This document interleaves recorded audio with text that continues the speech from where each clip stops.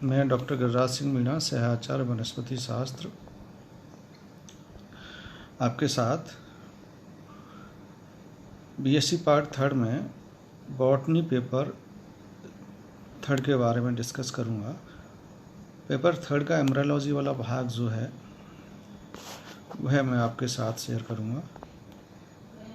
इस पेपर में दो पार्ट्स हैं, एक तो टेक्सोनॉमी से कवर होता है, दूसरा एम्ब्रियोलॉजी से कवर होता है। टेक्सोनॉमी से जो पार्ट कवर होता है उससे भी 2 यूनिट्स, उसमें भी 2 यूनिट्स हैं और एम्ब्रियोलॉजी वाले पार्ट में भी 2 यूनिट्स हैं।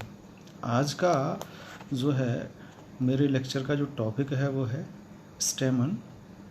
यह मेल रिप्रोडक्टिव संरचना होती है जिसमें पोलन ग्रेन्स का निर्माण होता है। सामान्यतः एंजियोस्पर्म्स के अंदर जो है मेल रिप्रोडक्टिव स्ट्रक्चर को तो अपन एंड्रोसियम कहते हैं तथा फीमेल रिप्रोडक्टिव स्ट्रक्चर को अपन गाइनोसियम कहते हैं।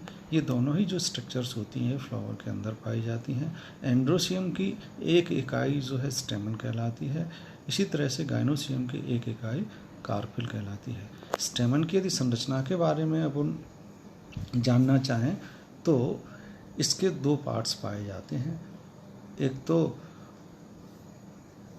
मुख्य भाग इसका जो होता है जिसको एंथर कहते हैं, दूसरा फिलामेंटो होता है जो स्टेमन को थैलेमस से जोड़े रखता है। एंथर तथा फिलामेंट एक दूसरे के साथ जिस स्थान पर जुड़े रहते हैं उसको कनेक्टिव कहते हैं। एंथर में एंथर लोब की संख्या के आधार पर स्टेमन के 2 प्रकार पाए जाते हैं। नंबर 1 बाइथिकस, जिनमें 2 एंथर लोब पाए जाते हैं। अधिकांशतः एंजियोस्पर्म्स में ये कंडीशन पाई जाती है। नंबर 2 है मोनोथिकस। इस प्रकार के स्टेमन में एक ही एंथर लोब पाया जाता है और इस तरह की स्थिति जो है मालवेसी कुल में पाई जाती है। प्रत्येक एंथर लोब के अंदर 2 पोलन सैक पाए जाते हैं।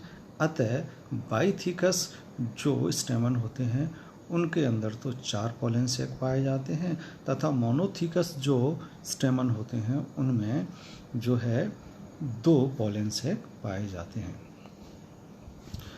अब यदि एंथर जो कि स्टेमन का मुख्य भाग होता है जिसमें पोलन ग्रेन्स का निर्माण होता है, उसकी आंतरिक संरचना के बारे में अपन डिस्कस करें तो जब अपन इसका टीएस काटते हैं तो दोनों एंथर लोब स्पष्ट रूप से दिखाई देती हैं। दोनों एंथर लोब को जोड़ने वाले स्थान पर पतली भित्ति युक्त ऊतक पाया जाता है जिसको स्टोमियम कहते हैं और प्रत्येक एंथर लोब के अंदर 2 पोलन सैक दिखाई देते हैं। अब यदि एक पोलन सैक की संरचना के बारे में अपन डिस्कस करें तो एक पोलन सैक की संरचना में 2 भाग पाए जाते हैं। एक तो है एंथर बॉल और दूसरा है स्पोरोजीनस ऊतक। एंथर बॉल के अंदर जो है मुख्य संरचनाएं होती हैं वह है सबसे बाहर की साइड में पाई जाने वाली सिंगल लेयर होती है जो एपिडर्मिस कहलाती है।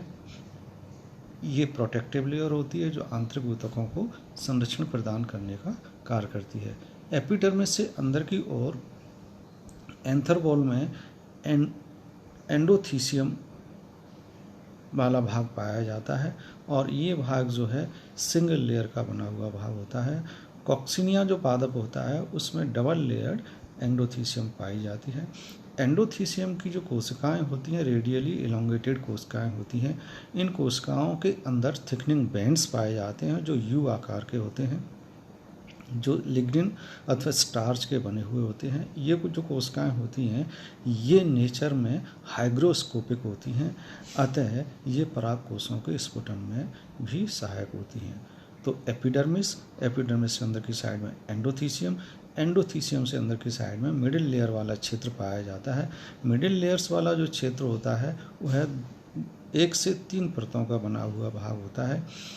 मिडिल लेयर्स की जो कोशिकाएं होती हैं वो पतली भित्ति युक्त होती हैं तथा पराग कणों के निर्माण के समय ये विलुप्त हो जाती हैं और डेवलपिंग पोलन ग्रेन्स को पोषण प्रदान करने का कार्य करती हैं क्योंकि इनमें स्टार्च की मात्रा अधिक पाई जाती है। मिडिल लेयर से अंदर की साइड में पाए जाने वाला भाग जो है टेपेटम कहलाता है, पोषक परत कहलाता है, और जो कि एंथर बॉल की सबसे आंतरिक लेयर होती है, स्पोरोजिनस ऊतक से बाहर की साइड में पाई जाती है। टेपेटम की कोशिकाएं जो होती हैं उनमें डेंस साइटोप्लाज्म पाया जाता है, स्पष्ट केंद्रक पाया जाता है। इन कोशिकाओं में एंडोमाइटोसिस की क्रिया भी पाई जाती है, जिससे जो है मल्टीन्यूक्लिएट स्थिति इनमें डेवलप हो जाती है। टेपेटम के दो प्रकार पाए जाते हैं। नंबर फर्स्ट ग्लैंडुलर अथवा सीक्रेटरी टेपेटम, और नंबर सेकंड है अमीबॉइड अथवा पेरीप्लाज्मोडियल टेपेटम। तो ग्लैंडुलर अथवा सीक्रेटरी टेपेटम जो होता है उसकी कोशिकाएं पोलन ग्रेन्स के बनने के बाद भी स्पष्ट दिखाई देती हैं। इन कोशिकाओं के कोशिकीय उपांगों द्वारा गोलाकार संरचनाओं का निर्माण होता है। इन गोलाकार संरचनाओं को प्रोयूबिस बॉडीज़ कहते हैं। ये प्रोयूबिस बॉडीज़ जो है परागकोश गुहिका में विस्तृत हो जाती हैं, जहाँ पर स्पोरोपोलेनिन नामक पदार्थ के साथ मिलकर के ये यूबिस बॉडीज़ का निर्माण करती हैं। ये यूबिस बॉडीज़ जो होती हैं परागकणों के बाह्य भित्ति का निर्माण करती हैं, यानी एक्साइन जो होता है परागकणों की जो बाह्य भित्ति होती है उसको एक्साइन कहते हैं, और एक्साइन का निर्माण यूबिस बॉडीज़ के द्वारा होता है, जिसमें स्पोरोपोलेनिन नामक पदार्थ पाया जाता है। इस प्रकार की जो टेपेटम होता है वो मोस्ट ऑफ द एंजियोस्पर्म्स में पाया जाता है। नंबर सेकंड जो प्रकार है टेपेटम का वो है अमीबॉइड अथवा पेरीप्लाज्मोडियल।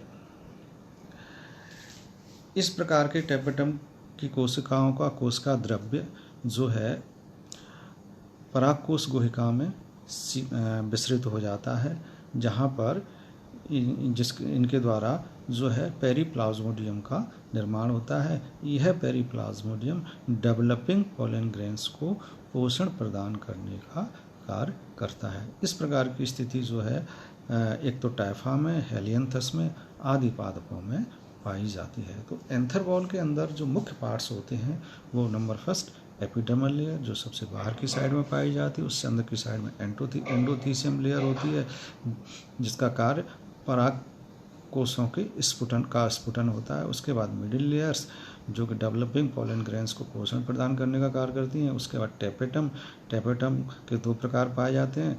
नंबर फर्स्ट ग्लैंडुलर जो मोस्ट ऑफ द एंजियोस्पर्म्स में पाया जाता है, और नंबर सेकंड है अमीबॉइड जो कि टाइफा, हेलियंथस आदि पादपों में पाया जाता है।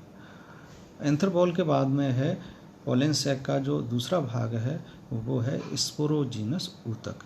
तो स्पोरोजिनस ऊतक की कोशिकाएं जो होती हैं डिप्लॉयड होती हैं। इनमें से कुछ कोशिकाएं अन्य कोशिकाओं की तुलना में बड़ी हो जाती हैं, जो माइक्रोस्पोर मदर सेल के रूप में कार्य करती हैं। इन माइक्रोस्पोर मदर सेल्स में अर्धसूत्री विभाजन पाया जाता है। अर्धसूत्री विभाजन के पश्चात प्रत्येक माइक्रोस्पोर मदर सेल से 4 माइक्रोस्पोर्स का निर्माण होता है, जो आपस में जुड़े हुए पाए जाते हैं, जिन्हें माइक्रोस्पोर टेट्राड कहते हैं। और इन माइक्रोस्पोर टेट्राड से जो है हैप्लॉइड माइक्रोस्पोर्स का निर्माण होता है, और यही हैप्लॉइड माइक्रोस्पोर्स जो होते हैं वो पोलन ग्रेन्स कहलाते हैं। अगला जो टॉपिक है वो है microsporogenesis and development of male gametophyte, जिसको मैं अगले लेक्चर में आपके साथ डिस्कस करूँगा।